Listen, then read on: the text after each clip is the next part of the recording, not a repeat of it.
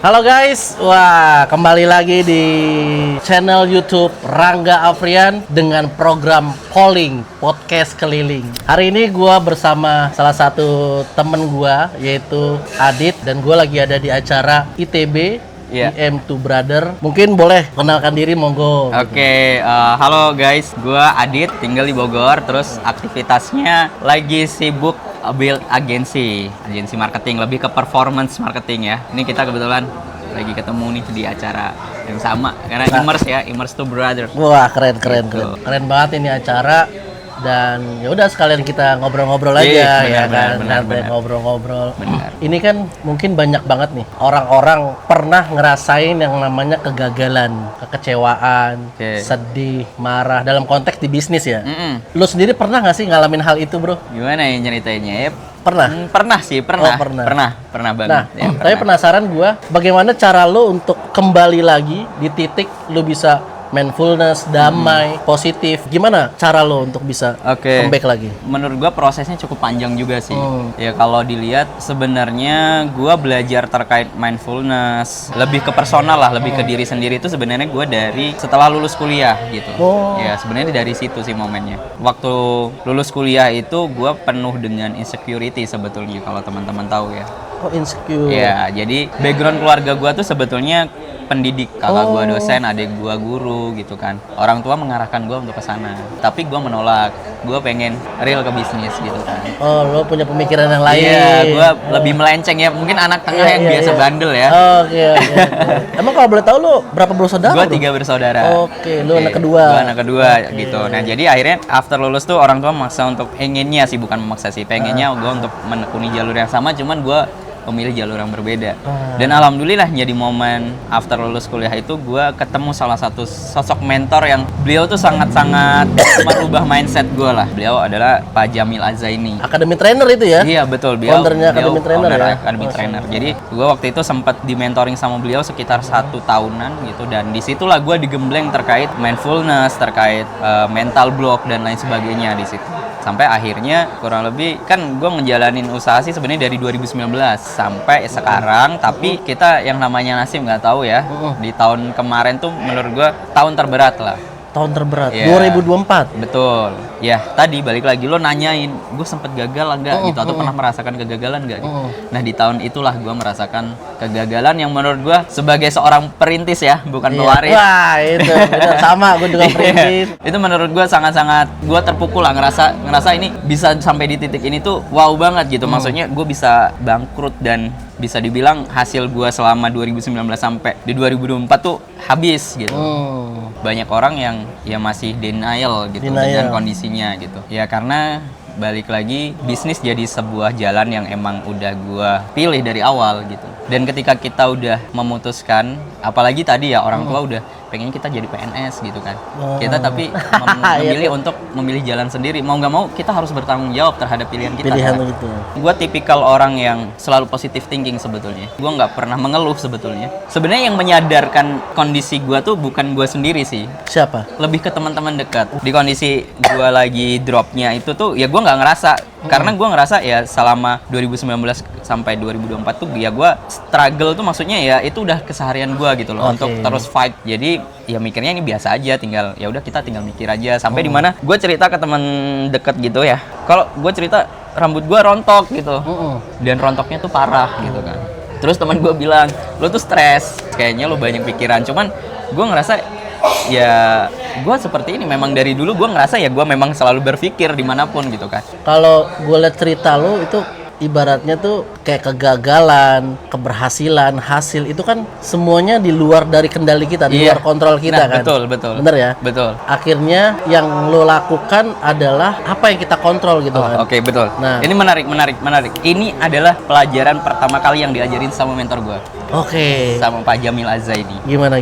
Jadi beliau itu di awal sesuatu yang bisa kita kontrol dan sesuatu yang nggak bisa kita kontrol.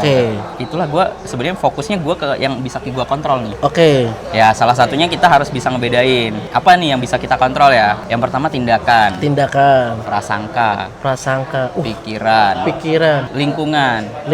Kita bisa milih, tapi yang nggak bisa kita pilih apa? Prasangka orang lain. Sama kita tidak bisa memilih untuk dilahirkan di rahimnya Nagita Slavina. Wah, nggak bisa tuh. Aduh, itu susah sih, berat susah sih. ya. Berat. Iya berat ya. Itu gue pengen sih sebenarnya. Iya, kalau bisa itu kan di luar kontrol kita. Iya, benar.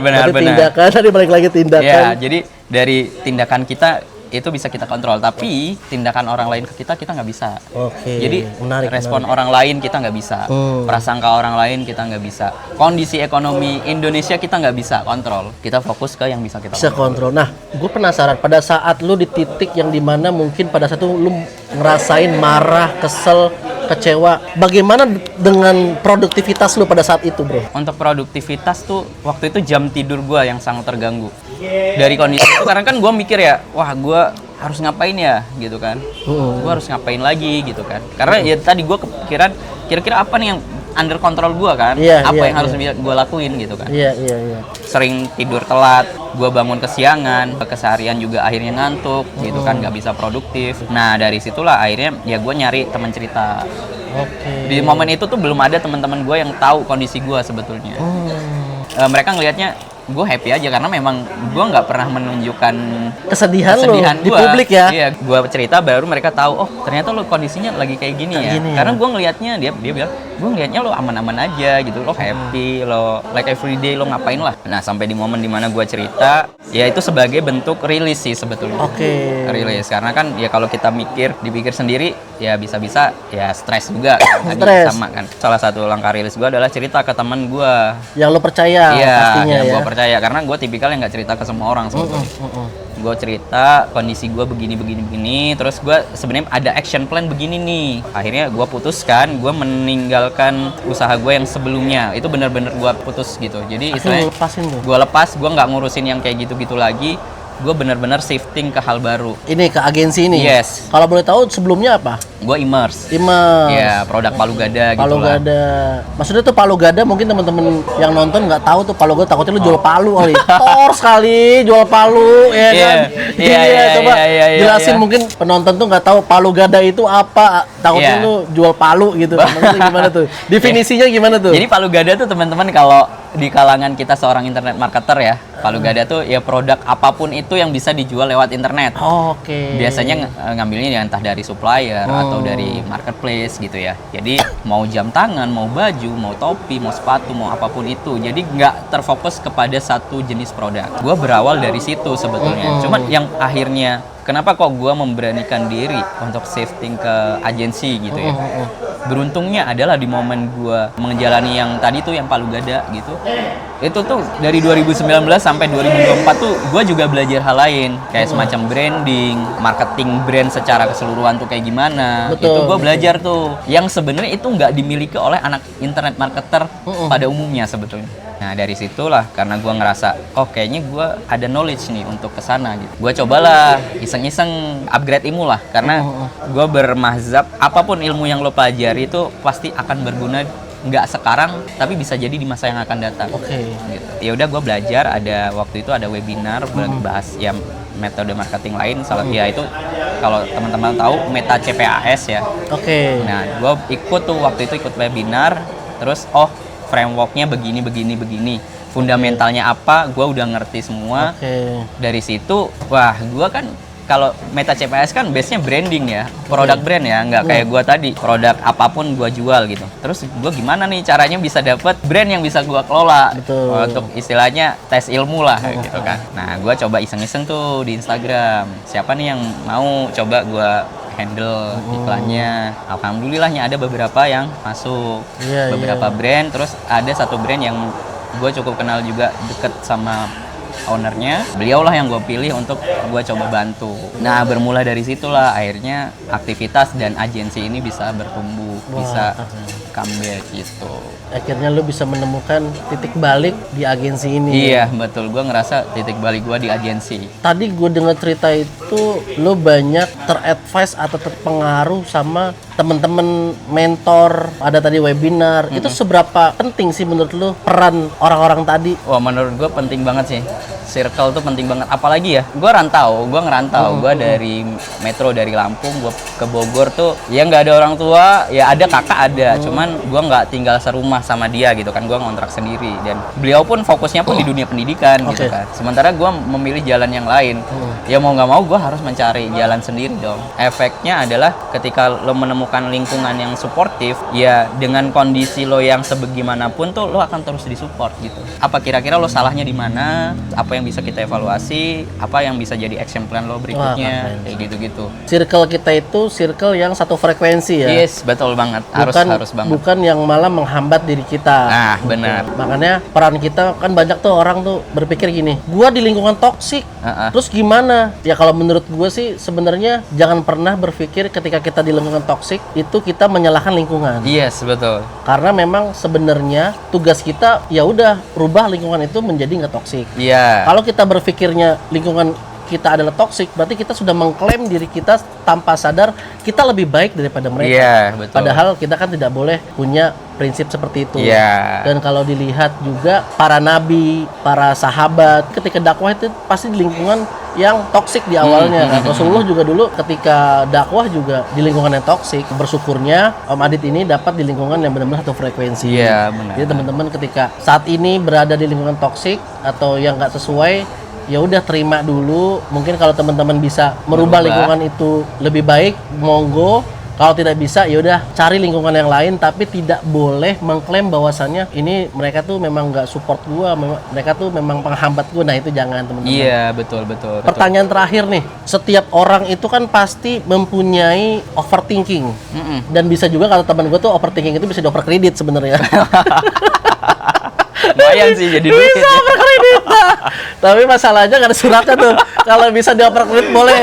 Jadi maksudnya tuh cicilannya dikirim ke orang lain tuh bisa gitu. Tapi gue penasaran. Iya. Metode lu atau cara lu ketika overthinking itu datang, bagaimana cara lo menaklukkan itu gitu? Ini balik lagi, ini fundamental, ini gue dapat dari mentor gue juga, Pak Jamil Pak Jamil Azaini. Beliau mengajarkan ketika kita dalam kondisi banyak pikiran dan lain sebagainya, ya kita rilis. Kalau kita nggak bisa ngobrol dengan orang, tulis di itu kertas. Jadi lo lagi ngerasa apa nih? Khawatir dengan masa depan. Seringnya ya overthinking, masa depan gimana nih? Kerjaan gimana nih? Gitu-gitu kan. Benar. Cuman kan namanya kita manusia ya, pasti kan kita mikirin itu gitu kan. Tapi kan kalau berlebihan nggak baik. Berlebihan nggak gitu kan. baik. Ya, Benar. Berlebihan nggak baik. Kita boleh mikirin, tapi kalau berlebihan nggak baik. Metode dengan cara rilis. Iya, gue journaling, benar journaling. Jadi Pak Jamil tuh ngajarin, ya biasanya seringnya kan kita kondisi cukup rileks tuh biasanya malam, atau bahkan malam tuh kadang juga muncul overthinking gitu ya. Ya lo siapin aja kertas, pulpen, lo tulis aja apa yang lo rasain. Anjay, gitu. menarik. Lo lagi bingung nih usaha gue up and down gitu ya, ya lo tulis aja. Lo lagi ngerasa kurang baik-baik aja, lagi sedih atau lo lagi marah. Keren. Apapun emosi yang lo ngerasa itu ngebuat otak lo berpikir keras dan nggak berhenti, tulis gitu. Wah, keren sih. Jangan lupa ketika lo merilis hal-hal negatif, lo juga harus berterima kasih untuk segala hal positif yang datang ke diri lo. Gue pernah dapat dari Mas Sony Abikim tentang bagaimana kita bisa mengendalikan emosi. Karena kan sebenarnya overthinking itu berawal dari perasaan-perasaan yang di luar kontrol kita tiba-tiba muncul. Benar. Kesalahan kita, dan juga gue pernah merasakan seperti itu, ketika terjadinya overthinking, ketika kita marah atau kesel, itu tuh kesalahan yang pertama adalah kita selalu dipendam. Terus yang kedua adalah dilampiaskan. 3 adalah diabaikan. Ya tadi mungkin lu mikirnya kita abaikan aja lah, di depan orang senyum bahagia, padahal sebenarnya itu lu sedang mengabaikan. Nah makanya tadi relate dengan cara lo menulis atau menyampaikan atau journaling, itu adalah salah satu metode dilepaskan. Iya, benar. Emosi kesedihan, ketakutan, kegagalan ketika itu muncul yang menjadikan satu overthinking, yaitu harus dilepaskan.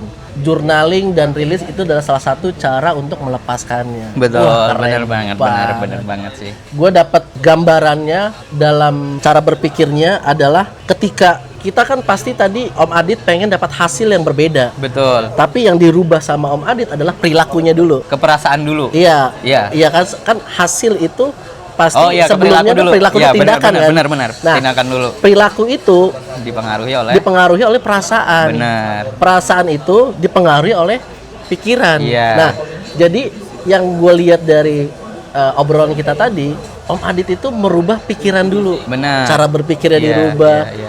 Menerima, Iya. sadari segala macam. Abis itu perasaannya, oh udah mindfulness nih, gue udah damai. Iya. Akhirnya Allah kasih dengan cara ikut webinar tadi tanpa sengaja mungkin. Akhirnya dapat ide, oh gue bisa nih Iya. bikin jasa ini. Akhirnya Benar. sampai saat ini. Benar. Wah keren banget sih. Jadi memang intinya adalah ketika kita mau belajar atau ketika kita mengatasi masalah, jangan dilihat di luar, tapi lihat dulu ke dalamnya. dalam.